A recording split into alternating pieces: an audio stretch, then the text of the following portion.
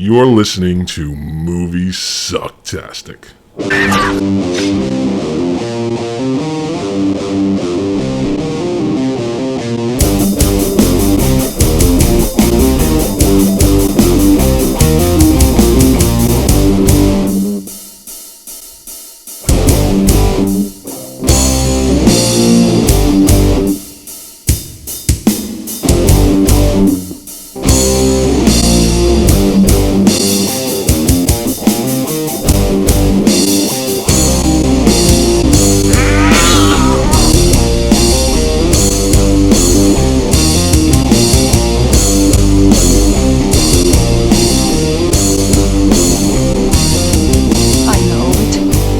It all sounds like some bad movie.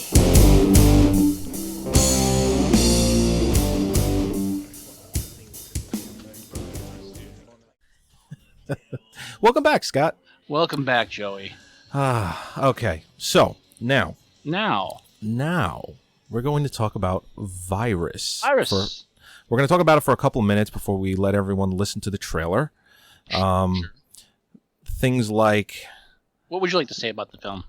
Well, we just saw it the other day together. I had come over with my son. I spent a nice day with Scott. And we call it quality time. Quality time. Yes. I thought it sucked. Right. Now... You didn't think it was that bad.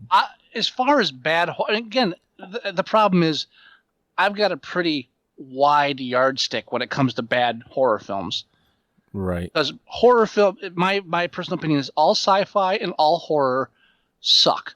To a certain degree. Well, yeah. Occasionally, you have a brilliant horror or brilliant sci-fi movie rise above it all and shine its brilliance on everybody. And those are the ones everybody remembers. Everyone talks about Exorcist. Everybody talks about Blade Runner. And then everything else is the vast majority of crap. Right. So Virus is your average sea of crap, but it doesn't really descend to like, Manos depth or Jim Cotta level. Well, of course not. No, I mean, really, how many films do? Well, why don't we listen to the trailer, and yes. When we come back, we'll tie up Virus in a nice little bow. So here's the trailer. When we come back, we'll talk about it. A neat little bow, eh? A neat little bow. You like that? No, I don't. No, okay. That bothers me. Well, give me like chills. That was weird. Chills. Yes. Chills. Well, the movie didn't give me any, so. So Virus is the story of a group of salvage vessel operators who descend into the perfect storm. Correct. Which in this case is a ship, a derelict ship, Russian scientific lab boat thingy. Right. And Kiefer Sutherland, he's the captain. No. Donald Sutherland. Oh, Donald Sutherland. You know what? That's something that you do. I know. That's why I enjoyed telling you you're wrong.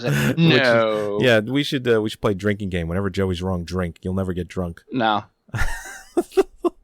Sorry.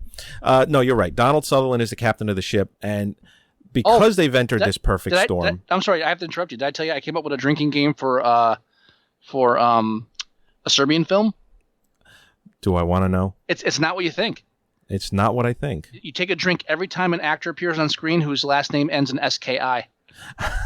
Oh my God, you'll be drunk. It's alcohol poisoning instantly. Half an hour tops. If you drunk, might make the movie more tolerable. Dude, watch the end credits go down, and every time you see one without SKI, just cheer, because that's how randomly it happens. It's really it's anyway. Holy shit. Well, anyway, his ship has entered the perfect storm, like you said, and everything on it, all the cargo, he says he staked his entire life against it, and they end up losing it.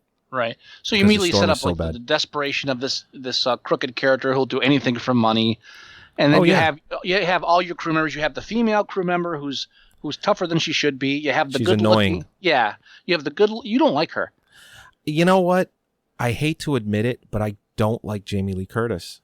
Blasphemy. I like the movies that she's been in, like Fish Called Wanda. I liked her in Trading Places. There's, you know what I liked her in too? What was that? What was it called? It was called Blue Steel. I think she was in that. I liked her in that. I liked her in True Lies. I'm sorry. You would pull Blue Steel out of your ass there.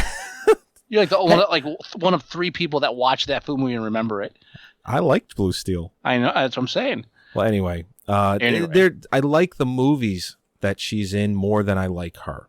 So, but like, yeah, then you've got the good-looking Baldwin, who's the serious heroic lead. So he and the girl are going to end up surviving whatever ordeals they go through. You've got the stupid, annoying guy. You've got the two minorities who are both likable in their own ways. Right. And then the black guy, of course.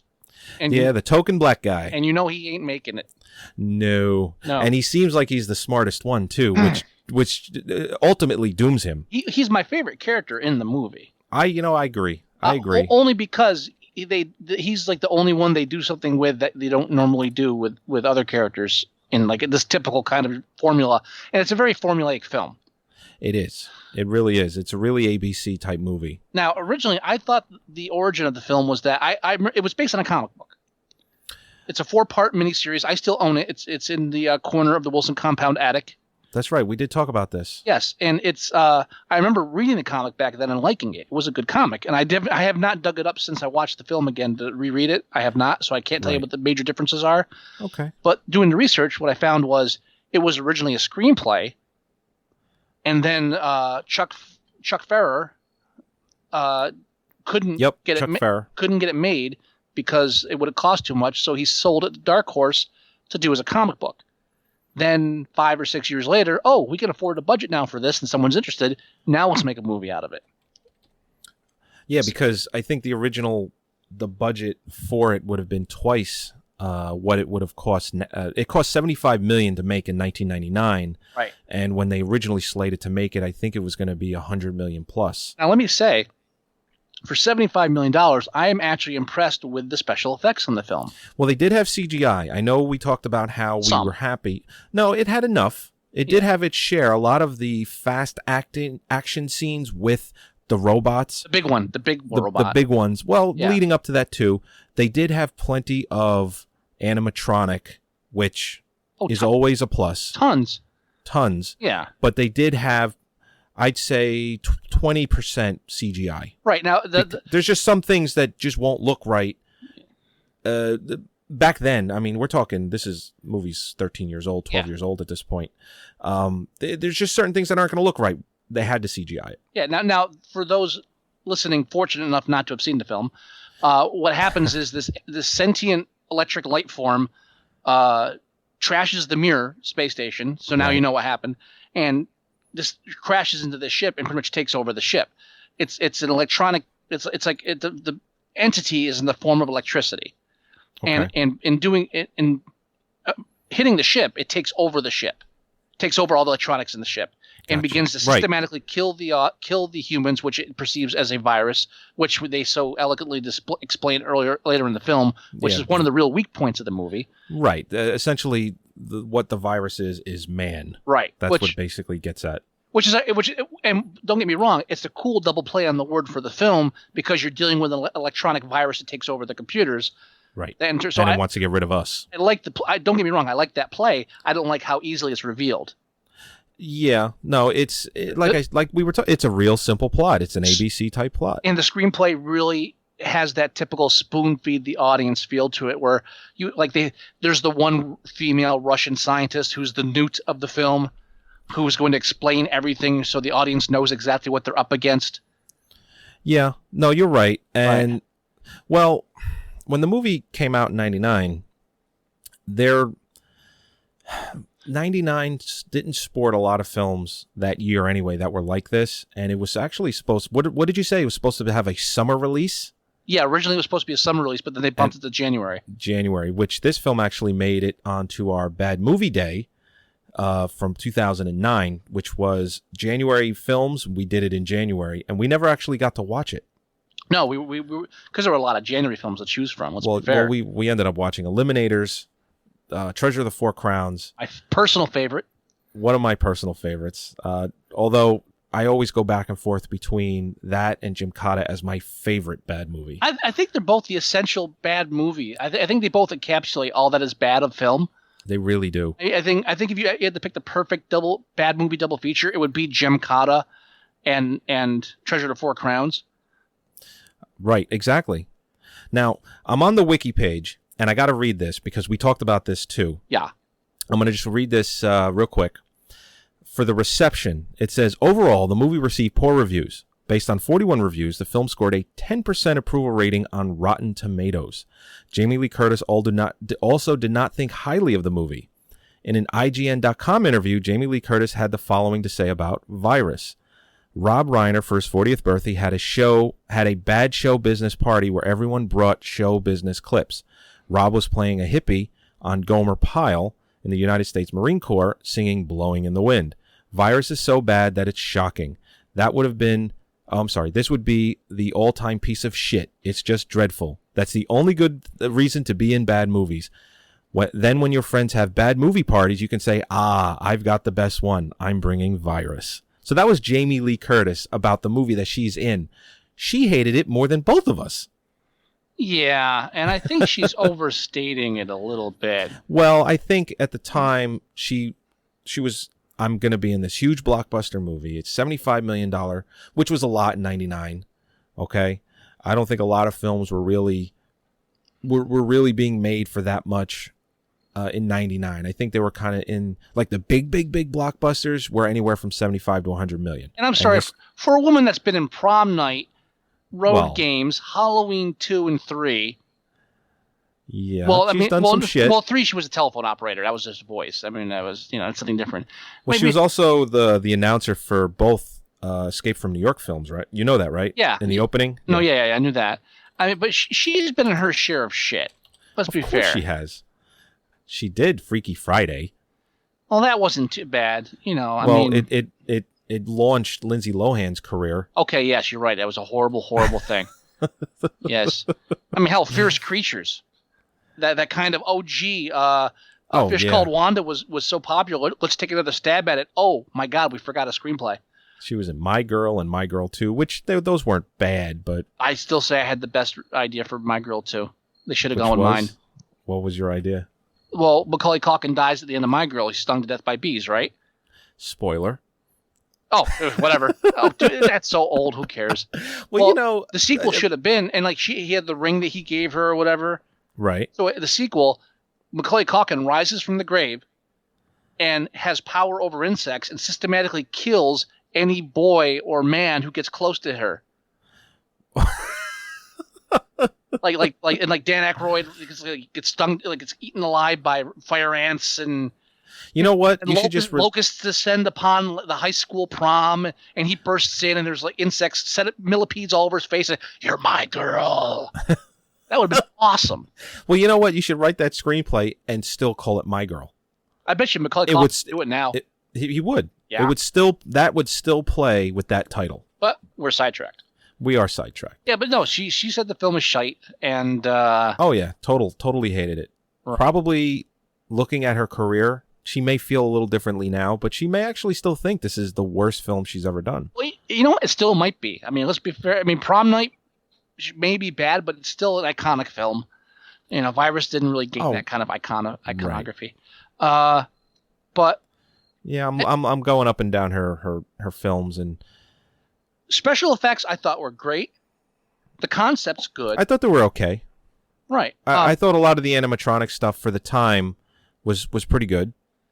But the it is lacking in again the really cookie cutter put the people on the boat, explain everything halfway through so we know exactly what's going on, have a foolproof way to destroy the creature once and for all at the end, kill off characters every 15 minutes, have the one bad guy turn at a certain point.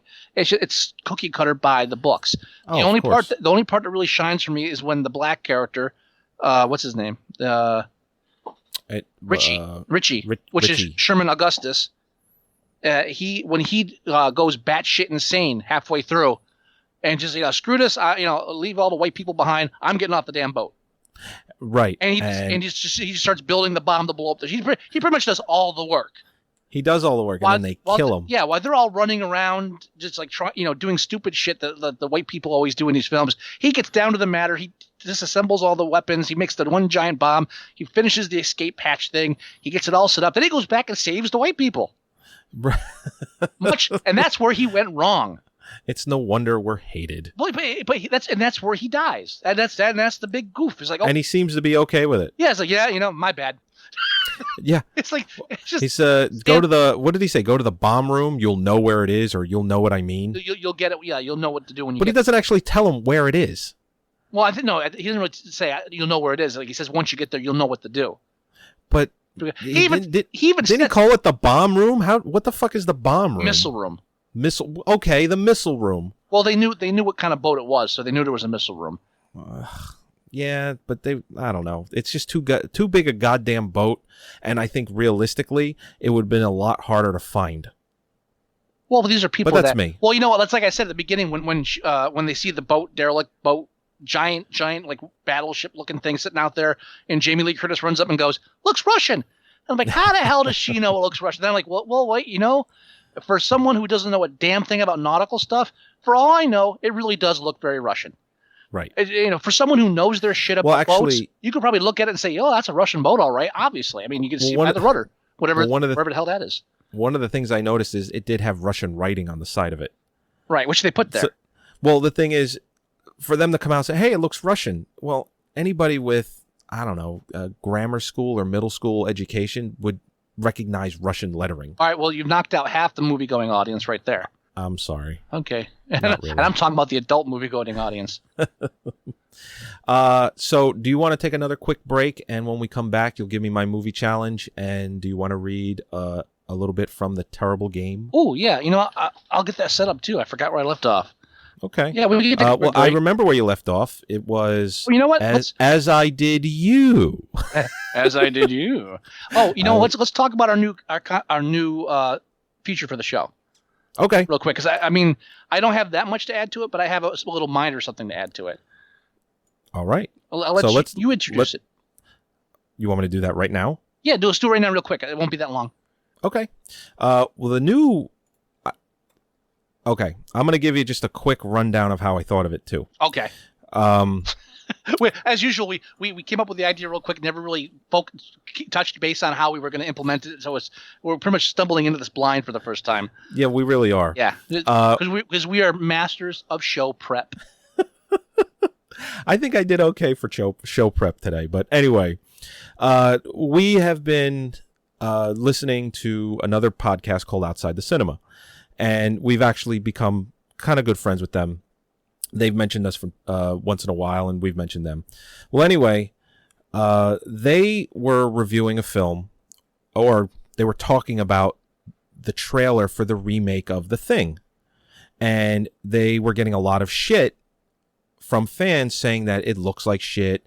It looks like they took iconic scenes. Wait. Are we talking about the same feature here? What do you think we're talking about? Taking out the trash. What are you talking about? I'm talking about 2.5 minutes. No, I'm not prepared for 2.5 minutes. Okay. Oh. Okay, folks. Here's what it comes down to. Joey and I are that much unprepared. No, I approach Joey. Okay. Yeah, you're right. You know what? How about you introduce it? Let me take this, sir. Okay. Stand back. Give me some elbow room here. You got it. We write reviews as well as talk about stuff on the podcast. And in some of our longer reviews, such as for Superman Returns and The Sound of Thunder. A Sound of Thunder. Yes, I got it. I know. Mr. Poopy. You got it. Yeah, I got it. Who got it? I got it. Anyway, in those reviews at the end, we included what we would have done in the film to make them better. For example, at the end of Superman Returns, I felt the film should have ended with the Superman character flying around the Earth so fast that it goes backwards, just like it did in Superman 1. And Richard Donner's original ending for Superman 2, which he was fired for. Which was I would have fired him too for that. I'm sorry. Yeah, no, you're right. You can't end the fucking sequel the same way you ended the first film. You just don't do that. But I think they could have improved the film by having like the kid or Lois Lane dying in the end of it, have him fly around the Earth to spin it backwards, and when it stops, Christopher Reeves is there and snaps his neck.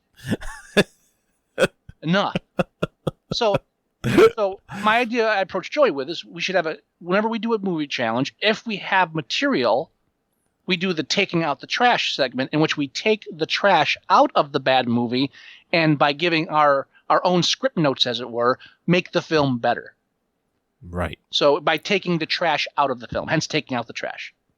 There you go. When you brought it up to me, I love the idea. And I know we don't have anything prepped for this yet, but I think our soundbite for this should be the trash heap has spoken. The trash heap has spoken. Yes. I if we can find that, I'm sure we can. You know what? I might be able to find it right now. Because it is a live show right now. That's what we're doing now. So my idea for the virus, I mean, my basic point for virus would have made it at least a better film in some regards. Right. Is you get rid of the opening scene with the Russians. Okay. You know, there's a whole prologue where you have the Russians working on the ship, and it shows the electronic alien entity smash through the mirror into the boat and everything, and then it sets it up for the Russian. I tried, but that's not it. And it sets it up for the Russian scientists to be alive on the boat and explain everything. If you lose all that, you lose it. And much like what I consider a great cult kind of horror film, Deep Rising, right? Which Deep Rising has a setup too. But what I think they should have done is just started off with almost like it could have been almost like a Dusk Till Dawn type opening, where it's one movie for the first 15 minutes or so. Yeah. Just the guys in the salvage crew trying to rescue the boat, more conflict with the characters, have some more characterization. They find this floating craft and okay, we finally brought it. We finally made it. You know, this thing's worth how much money? $300 million. So, and then have them start finding the stuff that's on the ship. And in that, have a slow revelation. You never truly explain what's going on. You just give enough hints for the audience to make up their own mind of what's happening or what's taking over the ship. Don't give the audience all the information. Don't give the characters all the information. Just put them in a situation that's insane and make them try to get out of it. Okay. I'm not as prepared as you are. I would just basically be going off the top of my head. Oh, I know. That's why I kind of threw this blind at you. But I felt if we introduced this whole thing now, then that way next time we don't have to give it so much prep. Okay. And I do have to say, I mean, talking again about the special effects, I love the concept that all of these little creatures and creations and robots they make have power cables trailing behind them because they need a source of power. Right. They when it comes right down to it, they do need something to power them. I thought just the idea of every one of these things had a power cable trailing behind them to like the heart of the ship was genius on like a really cool level, because it just adds something to it. It adds an anchor to reality for me. Here you go. The trash heap has spoken. Thank you. You're welcome. I wouldn't say this is a great example of what we're trying to do. I probably would add something more sarcastic to add. Yeah. But that's all I got.